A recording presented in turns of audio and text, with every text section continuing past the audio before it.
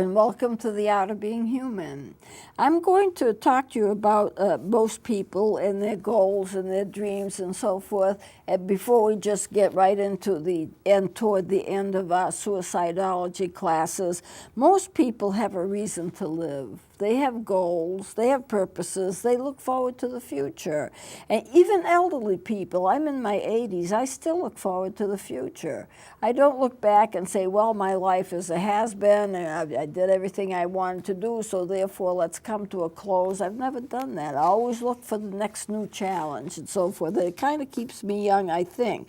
So most people have goals, purposes, and they look forward to the future. Now, they may have some reservations. The economy still is not that great, but at the same time, they still know that they can make it. I mean, this is the United States, and people take care of people, hopefully. Now, mentally unhealthy people can't do that. Mentally unhealthy people cannot attach themselves to any kind of an idea or any kind of a social organization or to other people or to friends or to parents or to relatives. You know, they can't do that. They do not make friends. They don't have any healthy ideas about what the future holds. They have no future goals, and they're kind of disconnected from people. Those are the people who get themselves in the most trouble mentally, because they will have various mental illnesses and they just don't connect. And if you go in and study shooting cases, people who have gone into schools and various venues and shot other people, most of them, if people describe them and they know who they were before they shot up the place, so will say that, well, they seemed sullen and they seemed void and they seemed like they didn't have any friends, or they were like silent all the time, and that's the kind of person that you get. Either that or they were very aggressive. They were constantly pushing for something or constantly getting angry. So it almost like takes two turns. Either the person who is disconnected, I'll just use that term as a regular term, and they either want to get angry and just show people their anger and express their anger, or what they're going to do is the opposite. They're going to become withdrawn. They're going to be sullen. They're going to be quiet. And you're not going to know what they're thinking. And those are the people who suddenly explode. And when they explode, they kill everybody in sight. And that's their intent, and that's what they want to do. But this is not normal people. Normal people have a goal in mind. There's things they want to accomplish. No matter who they are, how old they are. I had a friend of mine that died. He was about my age, and he died, and he thought he shouldn't die because he had so many more things that he wanted to do.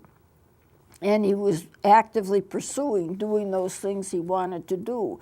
That's a healthy lifestyle. How can you keep yourself from getting to the point where you yourself feel depression to the point where you feel that you might be suicidal?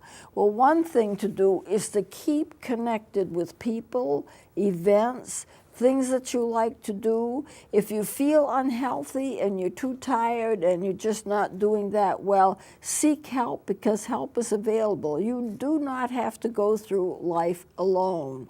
You may choose to, but you don't have to make that choice. If you can say yes to life, then you can say yes to health. If you can say yes to suicide, you can also say no to suicide. You have the power to make the choice, and the choice is yours, and you have the freedom to do that. So, I mean, I was talking with a friend of mine who eventually did die shortly. She died a little while ago. She hasn't been gone very long. And she says, I don't know what to do. You know, they want to put me on hospice care. I want to live. And so I gave her this piece of advice. I said, always choose life. God will take you when he's ready to take you. And when that happens, no one's going to stop it. If he feels a certain time is the right time, then he will snatch you, and no one's going to stop it. So choose life and get the most out of it for as long as you can. And she said, you know, that's a very, very good idea. But eventually, of course, she did pass on. So always choose life when you get a chance. Don't say no to life, even if you feel that things are winding down, unless you know for certain, and this is a terminal illness that you have, and you only have 3 months to live. Make the most of that 3 months. You only have 2 weeks. Well, you better spend time resting, meditating on what's happening. You know, there are times when you have to kind of slow down. But as long as you can, as long as you have energy, as long as you can enjoy some things, my advice is to choose life rather than death. And don't become involved with disconnection. You don't have to do that. Now, how will you know if a person has been abused? A lot of suicides are caused because people have been abused, or people have been abandoned, or people have been bullied and so forth. How would you know if one of your friends or even yourself have had a history of abuse? How can you tap into it? This would be important if you have friends that you wonder about. They don't seem quite healthy enough. They don't seem quite engaged enough.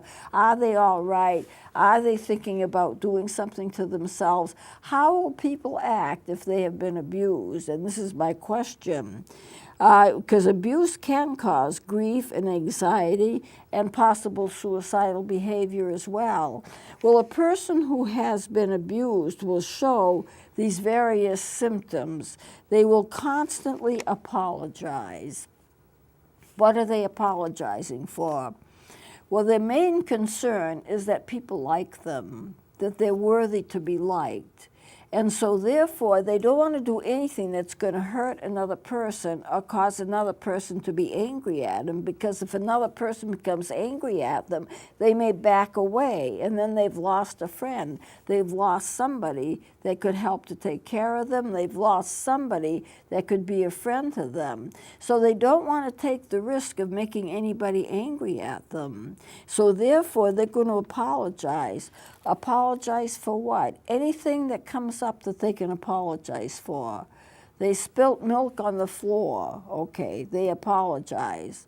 They sat down and had a cup of coffee. They tipped the coffee cup over. They apologize. They apologize when they don't even know what they've done wrong, but they assume something's gone wrong because you're more quiet than usual. It's just that constant, I'm sorry, I'm sorry, I'm sorry, I apologize, just in case there's something that they have done that would be offensive to another person, because they don't ever want to be offensive to another person. It might cause the other person not to like them. How important is being liked? Well, if you've grown up in an atmosphere, or if you're married to a person that's abusive, then the vibes go out, I don't like you, you're not good enough. And if they've grown up in an environment in which there's been abuse, and it's a case of they're feeling, well, they don't like me, I'm not good enough, then anything that can cause an offense to another person is something that you apologize for, because you don't want to lose that other person. So that's the reason for that. So they constantly apologize so that everybody will always like them, and they don't have to worry that they've done anything that's going to be offensive and they're going to lose that person. These people need a lot of reassuring. Yes, you did fine in your speech. Are you sure? I mispronounced a word, or I didn't say this right, or I got mixed up on that fact. No, you did fine. But they have to be constantly assured that they're all right, because they don't feel all right. And once again, it gets linked to, if I'm not all right, people won't like me. So therefore, I have to be reassured that they really like me. Now, if you can imagine growing up as a child in which your parents seem to reject you, or that's the way you interpret their behavior, and remember, a lot is left in the interpretation. If you really feel that maybe your parents don't love you, then you need reassurance that your friends are there for you, and you need it over and over again. Now, they will break down over small disagreements. If you have a disagreement, I don't agree with you, I don't like that color for the bathroom. Oh, they're going to hate me because I don't like the color blue for the bathroom. I'd rather have pink. Everything gets transcribed into I've got to be liked, I've got to be liked. That's the only way I'm acceptable. That's the only way people will accept me as a human being in my own right, is if they like me. If they don't like me, then I'm like a non-person. I don't even exist. So they will break down over small disagreements. They hide their feelings in order not to upset others. The whole thing is that every person can be a dangerous person, because every person can reject you. And if you're rejected, you're like being a non-person. You no longer exist as a person. You're out of their mind. You're out of their scope of interest. And so therefore, as far as they are concerned, this is according to you, not according to them, then you don't exist. You're like a non-person. You don't exist. You have a low self-concept due to the insults that you have received by whoever, your spouse, your children, your parents, people that you know. You have a bad self-concept. Now, I want to mention something about self-concept. It's important, but it's not just how you feel about yourself. This is the way that it's usually defined. It's not just that. It's how you feel other people feel about you.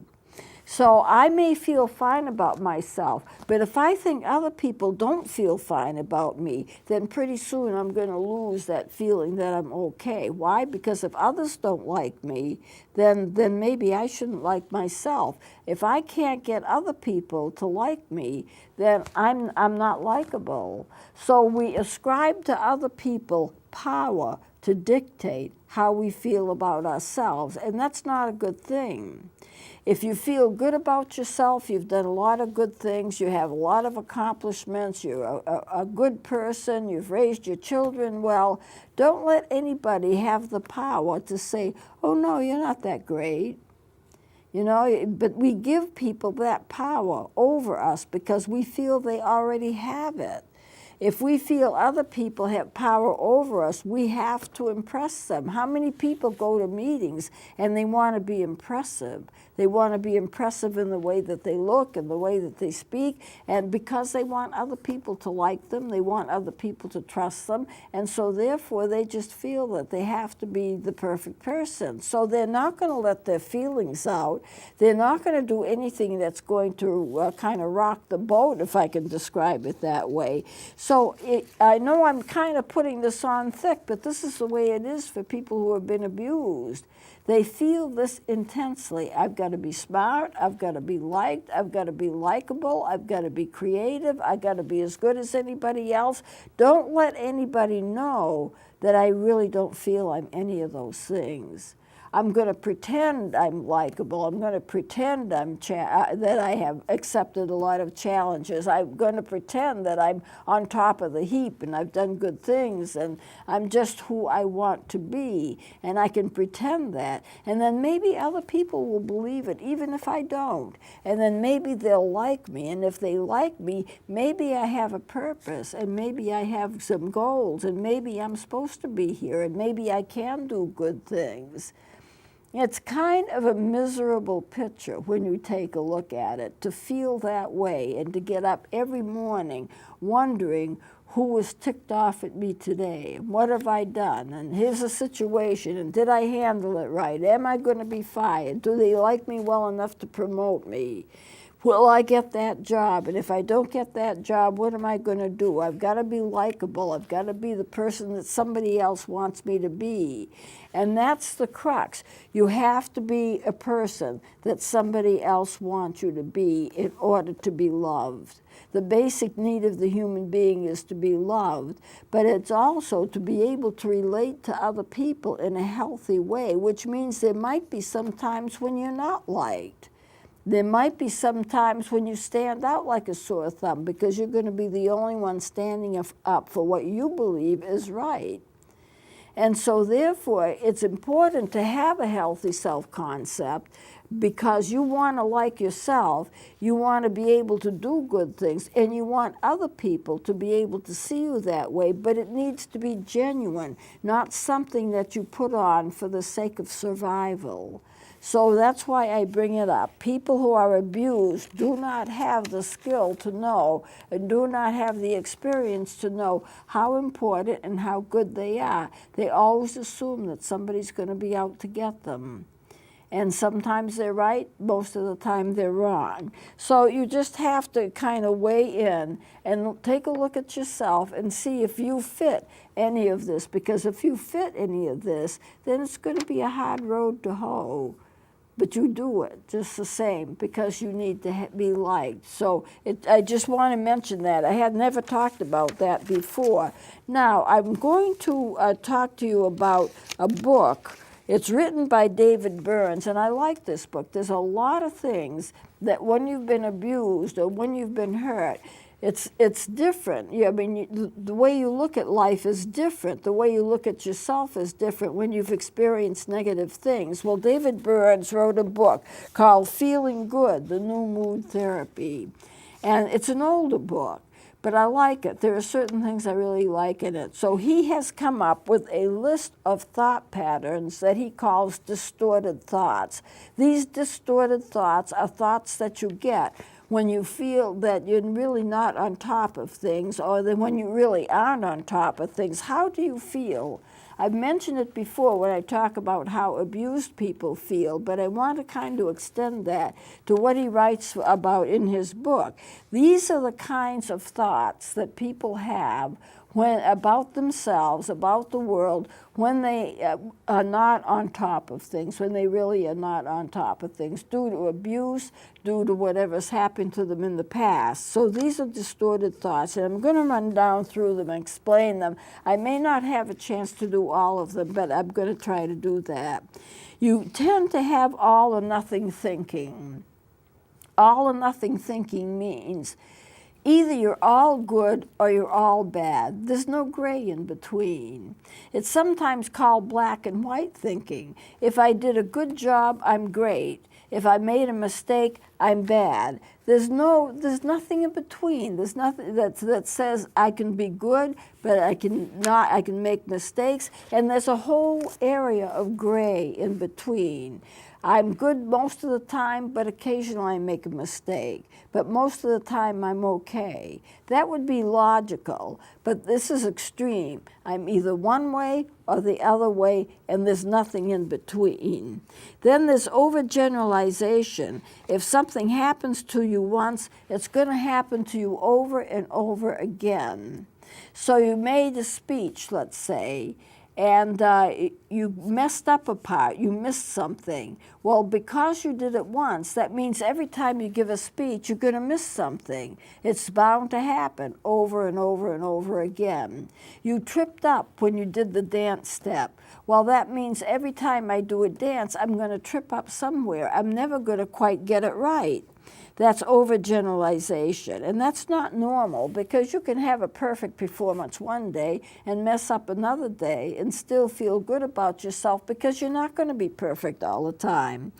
Then you have the mental filter, where you pick out a negative detail in a situation and you dwell on it all the time, and you make the whole thing negative. So let's say it's your first day on the job, and something goes wrong. Well, it may not be a big thing that goes wrong, but something goes wrong. And now you take that, and all you think about is that one thing that you did. And you're going to dwell on it, and the whole situation becomes negative, even though it really wasn't negative. So that's the mental filter.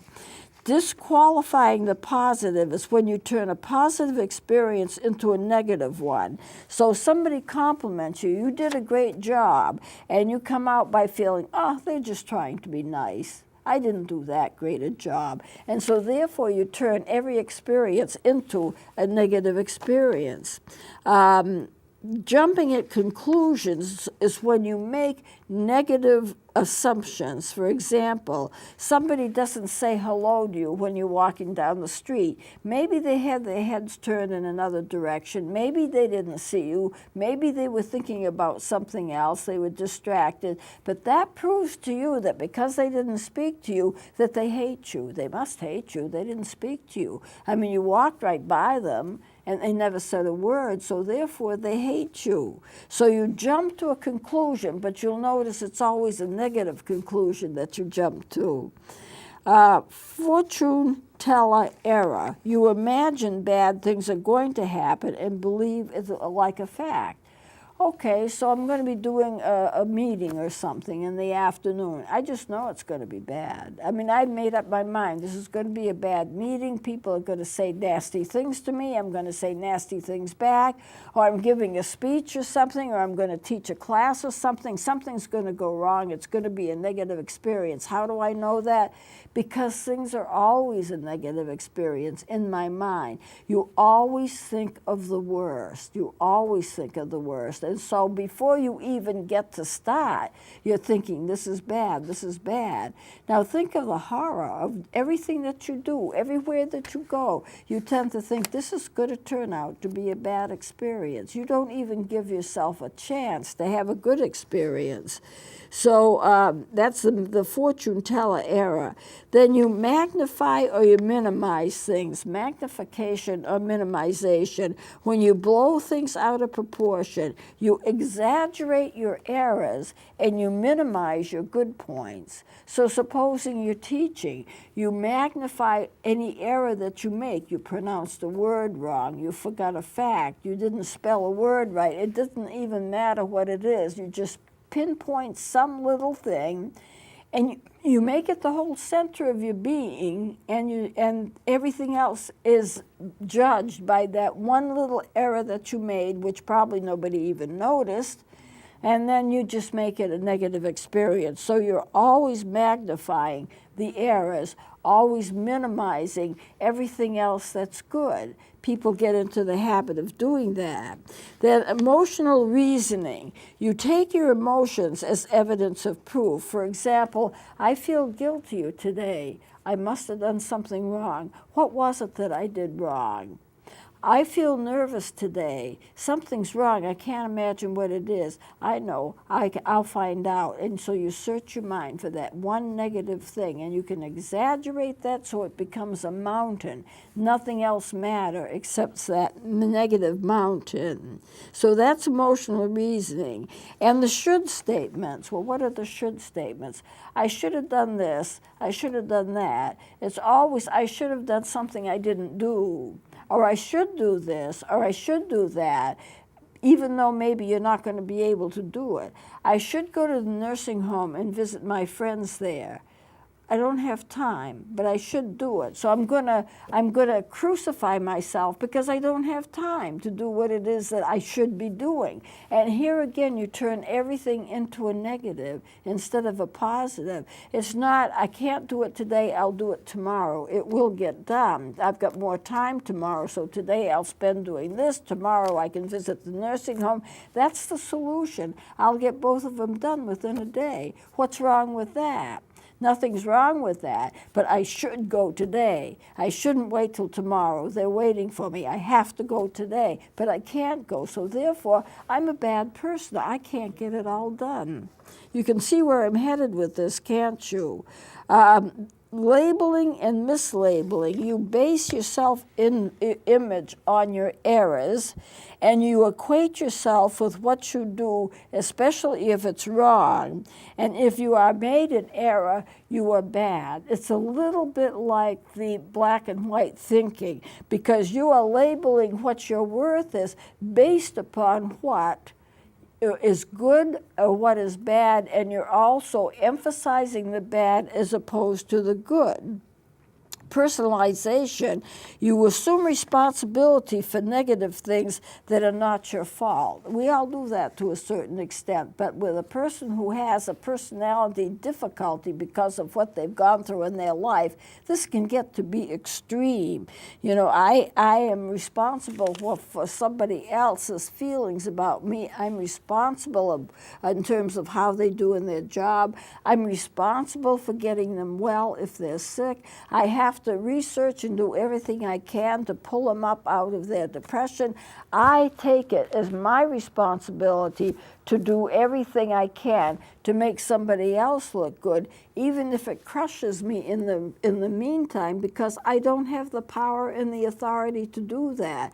It's not the case of I'm going to do the best that I can. It's a case of it's my responsibility to change the world. It's my responsibility to just help everybody. It's my responsibility to be the answer to everybody's need. And if I can't do it, I'm a bad person. Here again, it gets back to black and white thinking. If I can't do it all, I'm worth nothing. If I can do it all and I do it all, then that's wonderful, but never can I do it all. There's always something that's left undone. There's always one mistake that's made. There's one kind of thing that could have been better but wasn't. It's my fault, my fault, my fault. I'm a bad person. Do you see yourself in any of this?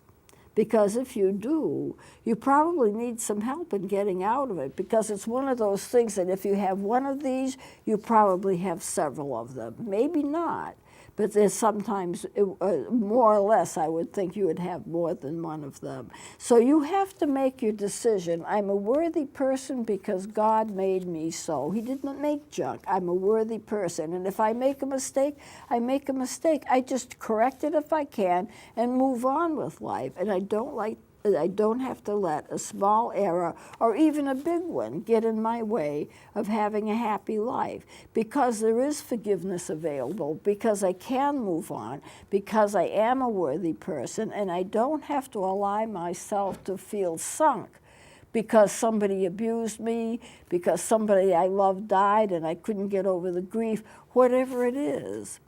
So I think right now we'll probably, since I have 50 seconds left, we'll close it, and we'll continue next time. Please join me then and take down those numbers.